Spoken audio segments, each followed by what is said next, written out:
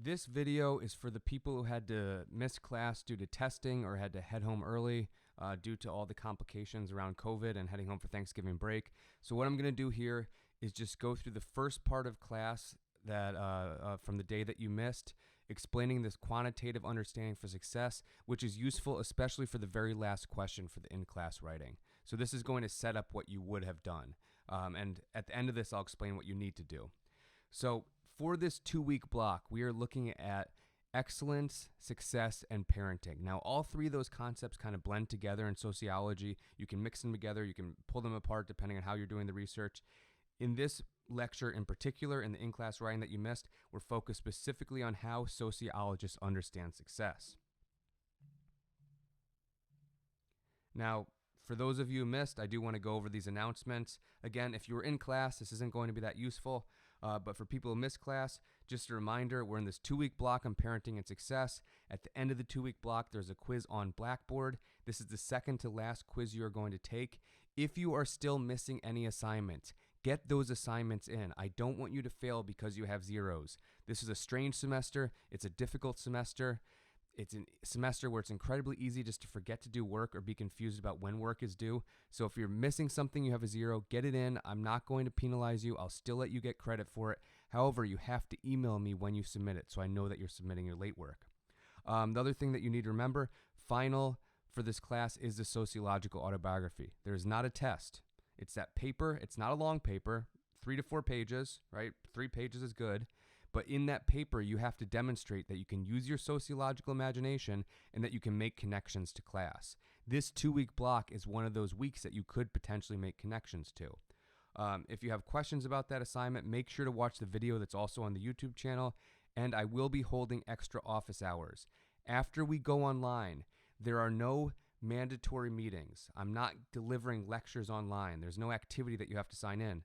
However, I'm providing content online that you have to watch so you can look at the syllabus and you know what you have to do. And I updated the syllabus so everyone should be on the same page. And I will be holding extra office hours. So if you have questions about the autobiography, let me know. We'll talk. All right. So again, in this 2-week block, we're looking at success. We're also looking at parenting. In particular, we're drawing on these 2 books, Outliers, which is Malcolm Gladwell's popular take on sociology. So he takes a bunch of sociological research and he says, okay, how can I put this into a book that the audience, that the public audience will actually consume and be interested in? So he takes sociological research and makes it a little less dry. On the other hand, you have Annette Lareau, one of the more famous sociologists. I mentioned this in a lecture before. She works with Professor Weininger in the sociology department at Brockport, and she's probably the foremost scholar in the world looking at parenting from a sociological perspective. When you are looking at success or excellence, in the popular imagination, we like to focus on the individual. Why is it that that person is so good at sports or at in business or at singing or at whatever you can think of? We focus on the individual. We say it must be some talent that they had. It must be good genetics. It must be that they worked harder than everyone else. The focus is always on the person. Now, sociologists don't want to say that does not matter, but rather they say there's other things that we can look at. There's sociological explanations where we use that sociological imagination, where we look at the context that helps shapes why someone would succeed or not succeed, or why they have certain opportunities that others do not. In doing this, you could take a quantitative perspective or a qualitative perspective. Quantitative means you're going to draw on numbers. Qualitative, it means you're going to draw on, for lack of a way to avoid being redundant here, but you're going to look at some sort of quality, right? Some sort of qualitative difference. Something that's not just more of the same thing, but it is different in some way as an explanation. The most famous quantitative explanation for success, right? So thinking about numbers, doing more of this thing, more or less of a thing, is the 10,000 hour rule. This is what Malcolm Gladwell writes about in one of the chapters from Outliers that you are assigned to read for this 2-week block. The 10,000 hour rule, as you'll see, is relatively straightforward. It simply means that if you look at people who have achieved mastery, and this is based on a study of a social psychologist who was looking at violin players who are not just really good, but actually masters in their field.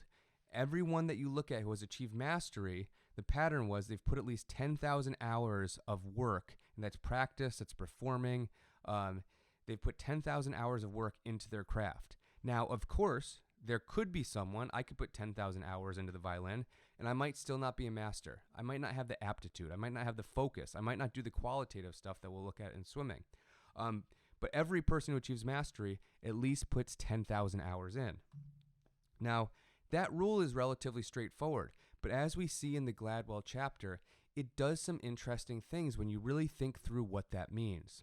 The first thing it points out is, yes, talent does matter. If you look at the Beatles, if you look at Bill Joy, if you look at Bill Gates, they are some of the most talented people in their field, whether it's computer coding or whether it's rock music, right? These people are brimming with talent. However, they needed the opportunity to actually make use of that talent that they had. So if you're going to get to 10,000 hours, it's not just about having the talent and the drive, it's about having the opportunity to actually spend that much time devoted to a single craft.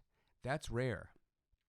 If you're getting into computer programming, you better start out at a young age. So you better have some opportunities to do that. If you're getting into music, it's hard to get a gig. Say you want to be a DJ. You could play out maybe on a weekend or something, but to play consistently and get that good, right, to put that many hours in, it takes opportunity. Different types of opportunities are key. One thing is you have to be in the right geography. You have to be in the right place at the right time.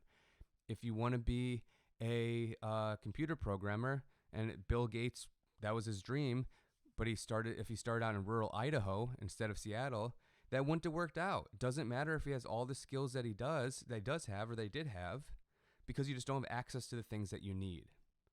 If I want to be a top violin player and I'm not in an area where I have access to a violin teacher, an excellent violin teacher, people to play with, places to play out to so people could see me, right? If I don't have those things, it doesn't matter. If you're not in the right place, it doesn't matter what skill and desire you have. The other thing that's really key is timing matters. If you are going to be a leader in the field, you have to catch that trend on the upswing, right? If you're the first person who is doing a particular type of coding, then you can lead the field and hire other people to follow you. If you're 10 years later into that thing, you're the people that they're hiring, right? So the timing matters. If you're getting into a field right as there's this upswing and suddenly the economy's booming and a lot of people are getting really good positions, that's great for you. If you're getting into a field, so you're becoming a construction worker right when there's no construction jobs, well, that doesn't help you, right? So the timing matters and the geography matters. Now, this doesn't mean that it's all about luck. Rather, it's that combination of having luck and taking advantage of it, right? A lot of people will have luck and not take advantage of it. A lot of people are the people who would take advantage of it, but they don't have that luck. It's that perfect combination if we really want to understand success.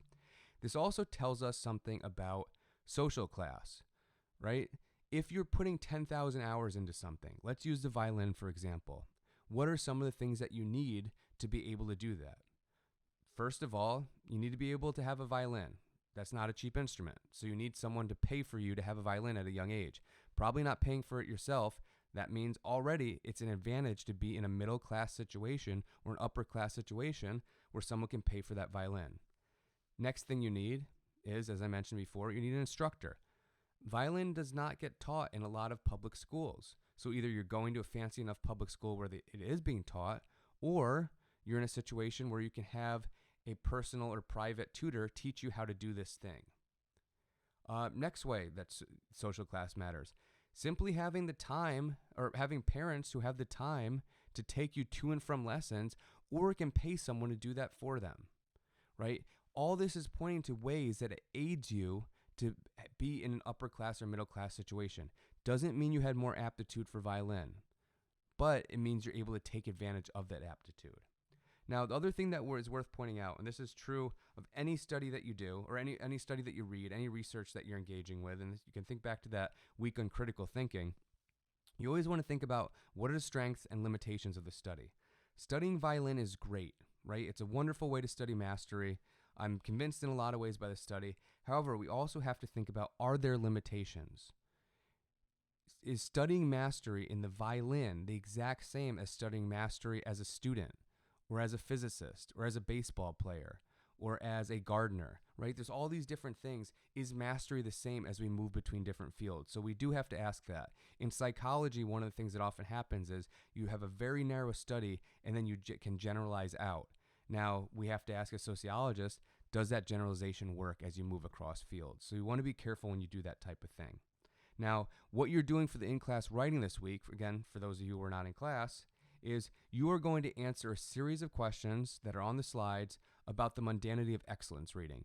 In the Mundanity of Excellence reading, Daniel Chambliss, who's a sociologist at Hamilton College, wrote this influential article where he argues not for the quantitative understanding of success and excellence, but rather the qualitative. So what I want you to do is go through that reading and do your best to answer a series of questions about how he theorizes how success happens, and then perhaps most importantly, why he thinks talent is not a useful way of understanding who is successful and who is not successful. So that's what I want you to do for this in-class writing. Hopefully this mini lecture was helpful as you start working on the assignment.